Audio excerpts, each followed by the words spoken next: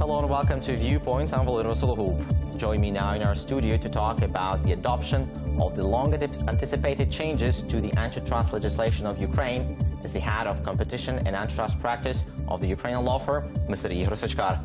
Mr. Svechkar, welcome to Viewpoint. Hello. Mr. Svechkar, on January 26th, the Ukrainian parliament adopted a long-anticipated and long-expected changes to the antitrust legislation. Can you tell us how long everybody was expecting them?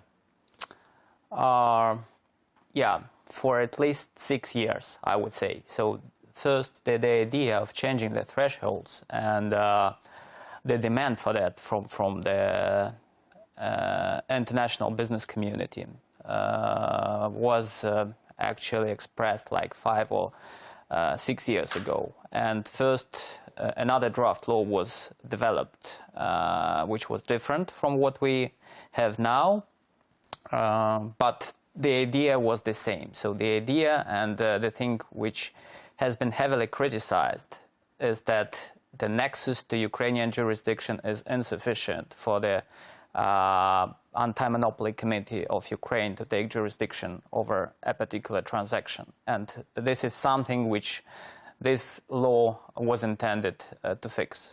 Mr. Svechkar, can you tell us briefly what are the main changes which were introduced and what the business community can expect? Okay, so the main change is, of course, thresholds. So these are increased, and these are increased significantly, like 4 times. So basically, previously, the local threshold was 1 million euro, now it's 4 million euro. And now it is required that at least 2 parties to a transaction meet the threshold. And there is another threshold which was not in the law before. So now it's like a 2-tier system. And another one concentrates on the local threshold of either the target or a joint venture partner. And the local threshold is 8 million euro. So basically we have now the 2-tier system, and the local thresholds are 4 in one case and 8 in another, and there is a larger global threshold on the other party. Mr. Svechkar, can you explain what does this mean for the businesses, for the Ukrainian businesses and for foreign? Will it be easier to do business in Ukraine? Yeah, it is expected that it will be easier, at least. So previously, you needed a regulatory approval, that of the clearance of the Anti-Monopoly Committee of Ukraine for lots of transactions, and even for those which have no links to Ukraine whatsoever. So it's not that everyone was following that rules. Some even over-compliant clients followed rules of general reasonability, and they said that Ukrainian regime should not reasonably apply to their transaction. But on the legal side, they were in technical violation of Ukrainian regime. Now, when the thresholds are higher and another standard of jurisdictional nexus to the link to the jurisdiction is introduced, less transaction will be captured by this requirement. And this will be more reasonable, and the Ukrainian merger control regime will look more credible in the eyes of those doing business in Ukraine. So they will be more willing to do filings in Ukraine, because before that they just ignored Ukrainian jurisdiction as unreasonable in some cases. You said that the business community, the legal community was expecting for these changes for over 6 years. So why now? Is this somehow connected with the fact that started from January 1st, certain provisions of the association agreement with the EU have come into effect? Absolutely, absolutely. The association agreement required that the thresholds are increased, basically. So there are 3 major requirements in the antitrust area, and one of them was introduction of sufficient local nexus and also increase of the thresholds. And this was a precondition for a portion of microeconomic aid to Ukraine. So I don't know exactly how it stands now and whether other requirements are met and whether this one is important and how it stands against others, but at least this is a part of our international obligations before the European Union. So I would assume that you expect that the president will sign this draft into law. Yeah, absolutely. So if we're talking about the antitrust agency, will these changes take some work off the shoulders of the antitrust agency? So basically, there'll be not so many filings as there used before. Yeah, and the filings will be more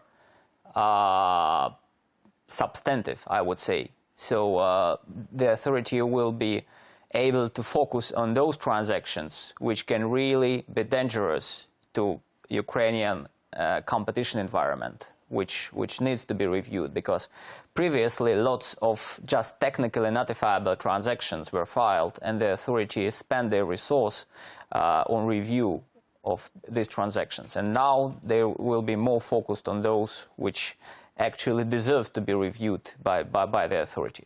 And apart from the thresholds, there are lots of other very positive improvements which this law brings in. One of them is introduction of so-called fast-track procedure. So non-problematic deals which still hit the thresholds will be reviewed within 25 calendar days, as opposed to 45 calendar days on the normal procedure.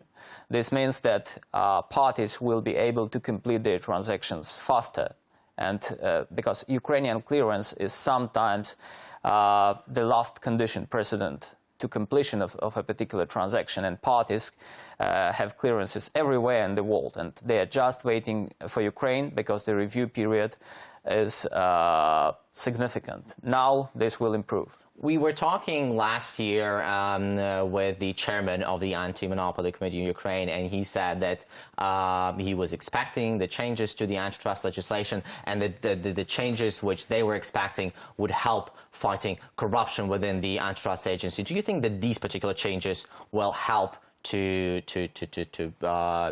bring the Antitrust Authority of Ukraine to a more transparent procedure of doing business? Yeah. Right. There is one particular provision in this law which will be extremely helpful in this regard. So this is the requirement imposed on the competition authority to hold consultations with the filing parties within the preview period, the 15th preview period, when they decide whether to accept or to reject the filing. Previously, it was a goodwill of a particular case handler or a commissioner in charge of a particular case, whether they reach out to the parties and give them chance to submit further documents or clarifications which they believe are missing from their original filing, or they just do not do that and issue a declaration of incompleteness, rejecting the filing and making parties to refile. Now they will have to hold these consultations, and this should remove this discretion part, which was sometimes perceived as opening door for corruption. Mr. Svechkar, my final question, if possible, very briefly. Now with the new leadership in the Antitrust Authority, the new chairman was appointed in late spring.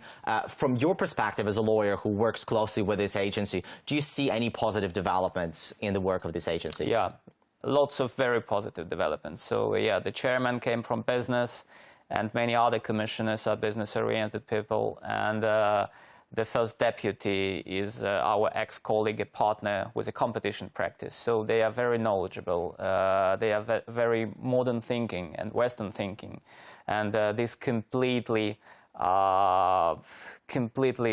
restructured the whole things within the authority and the way that they think and they enforce and they apply competition rules. So we impose trust upon them, and we believe that